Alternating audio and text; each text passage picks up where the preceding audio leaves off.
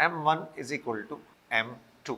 First of all कि अगर masses equal हैं तो फिर वेलोसिटीज पे क्या इफेक्ट होगा।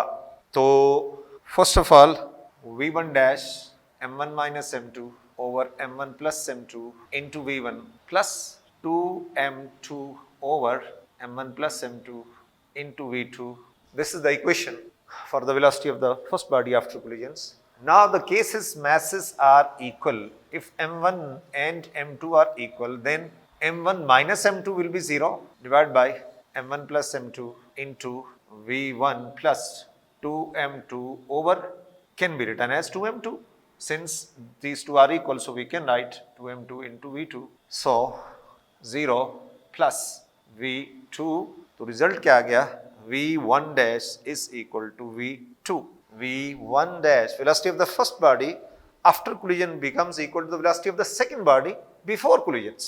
Velocity of the first body after collisions becomes equal to velocity of the second body before collisions. And the second result, जब हम second equations को लिखेंगे similarly, v2 dash is equal to 2m1 v1 over m1 plus m2 plus m2 minus m1 over m1 plus m2 into v2. So this is 2m1 over 2m1. Since masses are equal, so we can write into v1 plus m2 minus m1 जो है equal है, so minus 0 हो गया divide by m1 plus m2 into v2. This is v1 plus 0 and v2 dash is equal to v1. Second body की velocity क्या होगी, first body की velocity के बराबर before collision. Velocity of the second body after collision is equal to velocity of the first body before collision. And velocity of the first body after collision becomes equal to the velocity of the second body before collisions. इसके मुख्तलिफ अल्फाज में इसका मतलब क्या हो गया कि वेलोसिटीज इंटरचेंज हो जाएंगी. अगर बॉडी की मैसेस बराबर हैं और एक वेलोसिटी v1 है 10 मीटर्स पर सेकेंड और आगे सेकेंड बॉडी की वेलोसिटी है 5 मीटर्स पर सेकेंड और इलास्टिक कोलिजन हो रहा है, तो आफ्टर कोलिजन्स जो सेकेंड बॉडी है अब वो 10 मीटर्स पर सेकेंड से मूव कर रही होगी और जो फर्स्ट बॉडी थी इंसिडेंट बॉडी उसकी वेलोसिटी 10 की बजाय 5 मीटर्स पर सेकेंड हो जाए. तो कंडीशन दो है, मैसेज इक्वल हो, कोलिजन इलास्टिक हो, इन वन डायमेंशन हो, तो ऐसा होगा कि वेलोसिटीज विल इंटरचेंज. एक दूसरी मिसाल देता हूं कि अगर सेकेंड बॉडी रेस्ट के ऊपर है और इंसिडेंट बॉडी जो है वो 10 मीटर्स पर सेकेंड की वेलोसिटी से आ रही है, कोलिजन होता है, दैट इज इलास्टिक कोलिजन्स. तो कोलिजन्स के बाद जो इंसिडेंट बॉडी है वो रुक जाएगी, दैट कम्स टू रेस्ट, और जो रुकी हुई थी body second body that will move with the velocity 10 metres per second. ये भी इंटरचेंज वाली बात कि पहले सेकंड रेस्ट के ऊपर थी और इंसिडेंट आ रही है with the velocity 10 metres per second, तो कोलिजन्स के बाद फर्स्ट बॉडी है वो रुक जाएगी, दैट उसकी वेलोसिटी 0 हो गई, और जो सेकंड बॉडी है वो मूव कर रही है with the speed of 10 metres per second.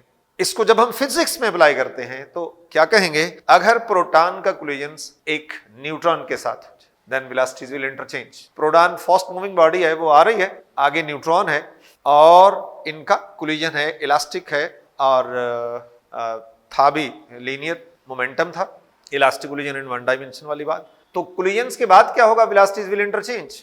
अगर न्यूट्रॉन रेस्ट के ऊपर है तो अब कोलिजन्स के बाद प्रोटॉन रेस्ट पे हो जाएगा और neutron will move with the same velocity as that of the incident protons. तो ये आइडिया जो है हम फिजिक्स के अंदर लगाते हैं, तो वो आइडिया जो जिसको मैं डिस्कस कर रहा हूं वो इन इक्वेशंस की डेरिवेशंस के बाद कभी भी जो क्लियर नहीं होता. अब है नेक्स्ट केस सेकंड वन के m1 जो है that is less than that of m2 and v2 is 0. v2 0 को मैं पहले ज़बानी डिस्कस कर चुका हूं इक्वल मैसेज के अंदर कि जब वेलोसिटीज इक्वल हैं और सेकंड बॉडी रेस्ट के ऊपर है, इंसिडेंट बॉडी आ रही है, m1 आ रही है, तो कोलिजन्स के बाद क्या होगा, m1 कम्स टू रेस्ट और m2 जो है वो उसी वेलोसिटी के साथ आगे मूव करेगी, वेलोसिटीज इंटरचेंज. लेकिन अब अगर मास m1 जो है that is very very small than m2 फिर और सेकंड बॉडी रेस्ट पे भी है, तो फिर क्या होगा, now v1 dash m1 minus m2 over m1 plus m2 into v1 plus 2m2 v2 over m1 plus m2, इसमें वैल्यूज पुट करते हैं। यहां से m1 is very very small than m2, like 1 minus 1000, 1 minus 1000 is minus 999, तो minus 999 is approximately equal to thousands। तो यहाँ since m1 is very very small than m2, तो इसलिए m1 minus m2 is approximately equal to minus m2, और m1 plus m2 अगर कहीं होगा is equal to plus m2, तो v1 dash किसके बराबर आ गया, minus m2 plus m2 into v1 plus 0। ये क्यों 0 हो गया, चूंकि v2 0 है, v2 0 है तो ये सारा फैक्टर जो है वो 0 हो जाएगा, and we get minus v1 dash is equal to minus v1। The incident body, the lighter body will rebounce, minus v1 का यही कंसेप्ट है, the lighter body will rebound when a lighter body collide with a massive body at rest। तो उसमें क्या होगा, the lighter body will rebound, that is lighter body will rebound। इसकी मिसाल देता हूं कि अगर इलेक्ट्रॉन्स का कोलिजन्स न्यूट्रॉन से हो जाए, neutron is very massive as compare to the electrons, तो इलेक्ट्रॉन लाइटर बॉडी है, तो अगर कोलिजन हो जाए इलेक्ट्रॉन्स का with neutron which is at rest, तो क्या होगा, रिजल्ट क्या कहता है, रिजल्ट क्या कहता है कि electron will rebounce, electron will rebounce. और what about the massive body, now v2 dash का क्या होगा, v2 dash is 2m2 over m1 plus m2 into v1 और plus m1 minus m2, this is v2 dash is 2m1 divide by m1 plus m2 into m1 और plus m2 minus m1 divide by m1 plus m2 into v2 dash. अब यहां पे एक arrange कर रहा हूं, m1 is very small, m1 is very small, divide किस पे हो रहा है, m2 वेरी लार्ज, ये अप्रोक्सीमेटली 0 है, प्लस ये तो 0 है ही ना, चूंकि v2 0 है इस वजह से। तो ये इक्वेशंस क्या बता रही है, very small divide by very large, जैसे 1 divide by 1000, this is 0.001, 0.001, that is very small, that is negligible small. तो इसी वजह से न्यूमिनेटर्स के अंदर m1 है which is very small, denominators के अंदर m2 है दैट इज वेरी लार्ज। तो very small divide by very large, जैसे मैंने सपोज किया कि 1 डिवाइड बाय थाउजेंड्स कर दें, तो दिस इज अप्रॉक्सीमेटली 0, तो प्लस ये भी 0 है, तो इस तरह ये रिजल्ट क्या आ जाता है, 0 हो जाता है। तो v2 डैश 0, क्या मतलब, when a lighter body collide with a massive body, lighter body तो रीबाउंस कर रही है, ये पहला रिजल्ट है, लेकिन जो सेकंड बॉडी है, मीन मैसिव बॉडी है, जो ऑलरेडी रेस्ट पे थी, लाइटर बॉडी के कोलिजन्स के बावजूद, that remain at rest, that will remain at rest, that is massive body will remain at rest. अब लास्ट केस है जिसमें के third case, massive body collide with lighter body which is at rest, massive body, m1 is massive body, ये निशान होता है greater than, then m2 second body जो है m2 है that is lighter one, तो massive body collide कर रही है lighter one से, and lighter body जो है वो rest पे भी है। तो अब इसी equations में हम इसको डिस्कस करते हैं और रिजल्ट को देखते हैं। अब हमें पता है कि m1 minus m2, m1 is greater than that of m2, तो अब मैथमेटिकली नंबर से आप सोचें तो क्या होगा, thousands minus 1, 1000 minus 1 कितना जवाब होगा, 999, 999, which is approximately equal to thousands, so this is approximately equal to m1, और m1 plus m2 हो, this is also approximately equal to m1।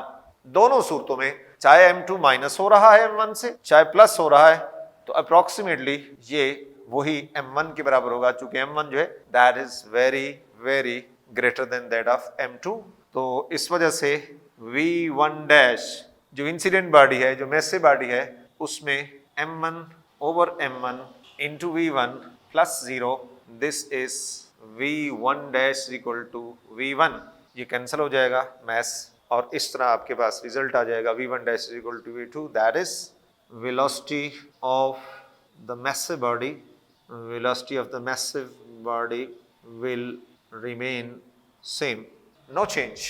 और लाइटस्ट बॉडी का क्या होगा, यहां से देखते हैं कि v2 dash is equal to 2m1 over m1 into v1 plus 0, 2m1 divided by m1 plus m2, तो m1 plus m2 जो है this is approximately equal to m1, so we will cancel the masses और v2 dash किसके बराबर हो जाएगा 2v1, that is lighter body will move with double the velocity of the incident body, the massive body. Lighter body will move with double the velocity of the massive body, जो incident body है. तो इसकी physical अगर example दी जाए तो क्या हो सकता है कि अगर न्यूट्रॉन का कोलिजन इलेक्ट्रॉन से हो जाए, अगर न्यूट्रॉन्स का कोलिजन इलेक्ट्रॉन से हो जाए तो न्यूट्रॉन्स की वेलोसिटी में no change, velocity of the massive body will remain same, no change in the velocity of the massive body. लेकिन इलेक्ट्रॉन जो है that will move with double the velocity of the incident particles, neutrons, particles जो lighter है mean electron जो है that will move with double the velocity of the neutron. तो ये है प्रैक्टिकल अप्रोच जिसको हम फिजिक्स के अंदर जो है वो डिस्कस करते हैं. ये हमारा टॉपिक जो है यहाँ कंप्लीट होता है.